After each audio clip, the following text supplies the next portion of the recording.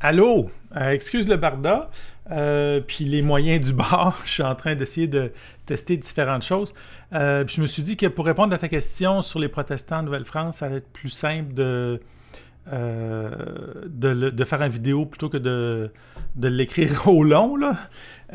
Puis l'autre chose aussi, c'est que je vais pouvoir le partager après ça. Donc, c'est les noms de villes, tous les saints au Québec, les Sainte-Hippolyte, Sainte-Agathe, tout ça, tous les noms de villes et villages avec des saints au Québec. Euh, puis, comment ça a changé, ça, en fait? Puis, est-ce qu'il y aurait des noms de villes protestants avant? Euh, Fait que moi, cette question-là, je l'avais déjà vue passer, puis qu'on avait comme censuré là, des noms de villes. Ça, c'est dans la mémoire collective. C'est des choses que j'entends, que j'ai entendues, surtout des vieux. Mais moi, de mon côté, pour trouver... Y a-t-il quelqu'un qui a écrit là-dessus? Il y a oui, plus récemment, mais est-ce que c'est pertinent? Est-ce que c'était pas clair? C'était pas clair d'avoir de la bonne information là-dessus. Ce qu'il faudrait, c'est de faire vraiment une liste exhaustive là, de ces noms-là.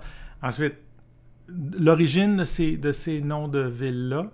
La date aussi, c'est important. Beaucoup de ces...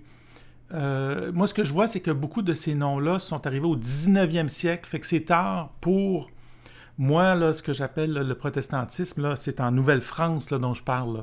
Donc, donc, on a... puis, donc, au 17e siècle, là, donc, des villes comme Québec, Charlebourg, il n'y aura pas de nom protestant là-dessus qui aura été changé par la suite. Fait qu'on n'a pas cette situation-là. Puis, rendu au 19e siècle, il n'y en a plus de mémoire là, du protestantisme. Ou en tout cas, c'est peut-être marginal. Mais je vais donner quand même quelques indices que j'ai trouvés là-dessus. Puis, en gros, pour moi, c'est quelque chose de... Ça serait à explorer, ça serait bien intéressant, en fait. Fait que nom de ville, je regarde ça. Saint-Hippolyte, vous l'avez sans doute remarqué, de nombreuses villes au Québec portent le prénom d'un saint ou d'une sainte. Petit indice, déjà. Michel Dahan, il est cité là, dans les 2-3 articles que j'ai vus, des articles de journaux, là, rien d'incroyable. Là. Mais Michel Dahan, ça semble être celui qui en a parlé plus récemment. J'ai essayé de trouver ses sources à lui. J'ai pas vu d'études spécifiques, en tout cas pas pour l'instant encore, j'ai pas cherché longtemps non plus. Est-ce qu'il dit plus de choses là-dessus? Mais il fait beaucoup de travail avec les communautés religieuses.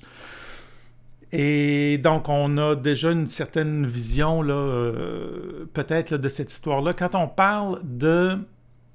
On va voir, là, on va voir. Si les 4 du Québec ressemblent à un calendrier, c'est à cause de l'histoire municipale. Puis là, on parle du 19e siècle, à partir de 1845. Et la structure est plus ancienne. Donc, à partir de 1845, on va mettre des saints partout, entre guillemets. Puis on va nommer, puis on va peut-être créer des noms. Mais est-ce que c'est de ça qu'il dit? Moi, c'est pas ça que je lis, là. Moi, ce que j'ai entendu de la mémoire collective de différentes personnes, c'est qu'on a comme catholicisé des noms de villes ou de villages.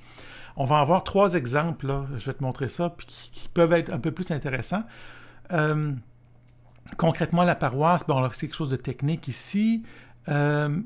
Ce qui explique que des dizaines de communes portent encore un nom de saint, c'était que la paroisse devient commune si elle est sur un territoire de plus de 300 habitants, à dominante catholique, dans les régions à dominante catholique.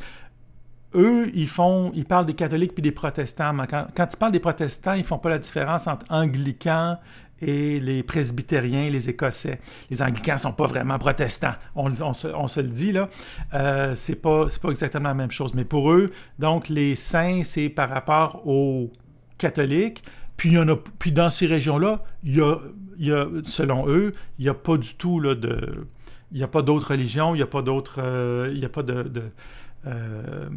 il n'y a pas de minorité haute, là. C'est ça, on va voir. Une grande partie des municipalités du Québec actuelles tirent leur nom de la paroisse d'origine. C'est au milieu du 19e siècle. OK, bref, tout le monde... Ouais, OK, ça c'est donc Michel Dahan, puis différentes choses qu'il a. Attends, puis je vais essayer de retrouver là où est-ce qu'il disait qu'il n'y avait pas de... Je ne l'ai peut-être pas copié-collé, en fait.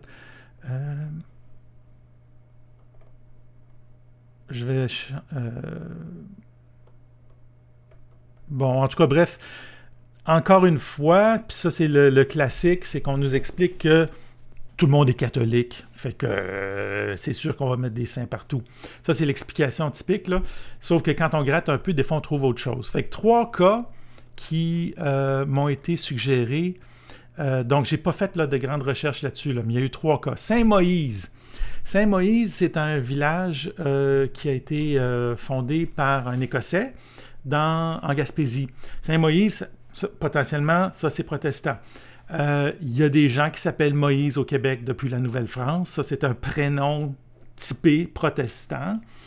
Donc, à partir du moment où les gens perdent le souvenir de ce protestantisme-là, ils gardent les prénoms des familles. Mais clairement, en Nouvelle-France, 16e, plutôt 17e siècle, si tu t'appelles Moïse, là, c'est comme si tu t'appelles Mohamed. Là. Je veux dire, tu pourrais arriver et dire juste parce que je m'appelle Mohamed, ça ne veut pas dire que je suis musulman. Non, non, il y a des...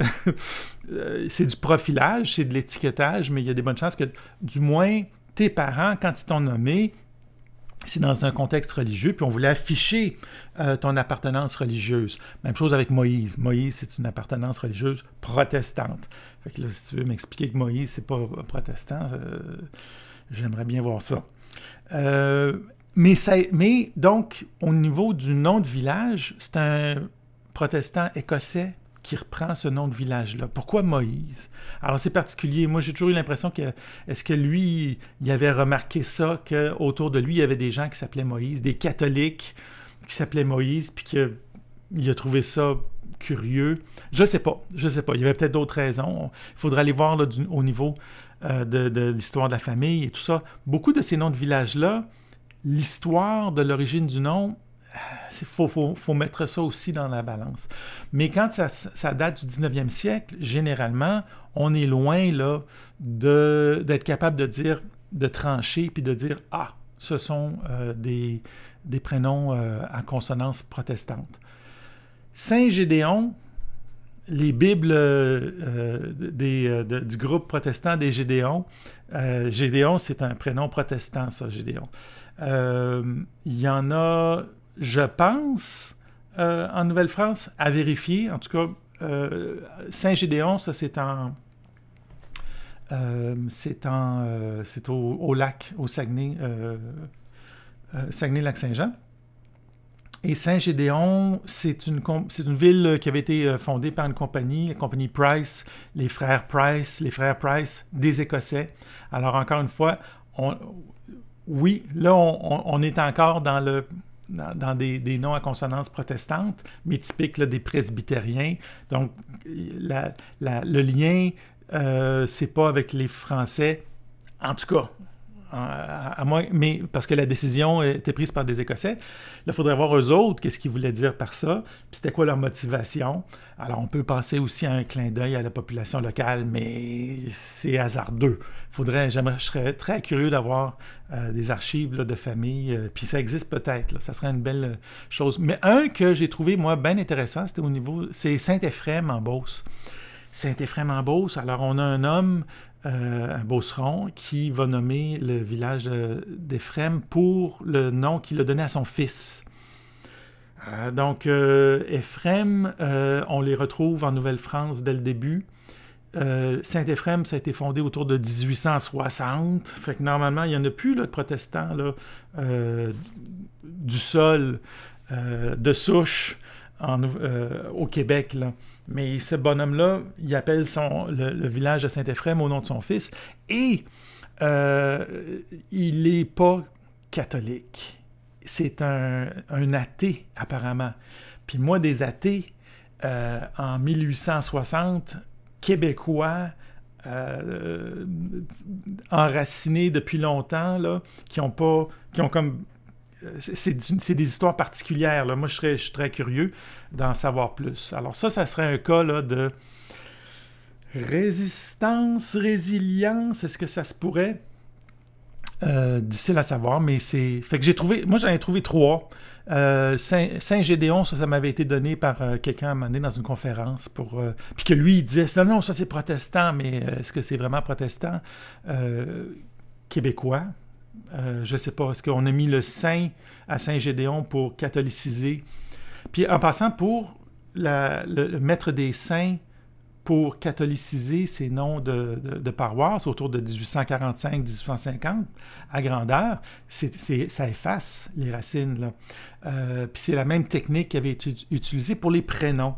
Quand quelqu'un avait un prénom comme, mettons, Éphrem, un prénom qui est très protestant, comme Moïse aussi, on va, dès l'époque de la Nouvelle-France, interpréter, ça vient des communautés religieuses, ils vont interpréter ces prénoms-là comme étant « Ah non, c'est pas le Moïse de la Bible, blablabla. » Ben là, comme avec Moïse, ça va être difficile d'en trouver un autre, mais ils vont trouver généralement un autre personnage. Comme Éphrem, il y a un autre Saint-Éphrem, qui va être un pape, là, mais l'Éphrem là, qui est pertinent, là, c'est celui de l'Ancien Testament.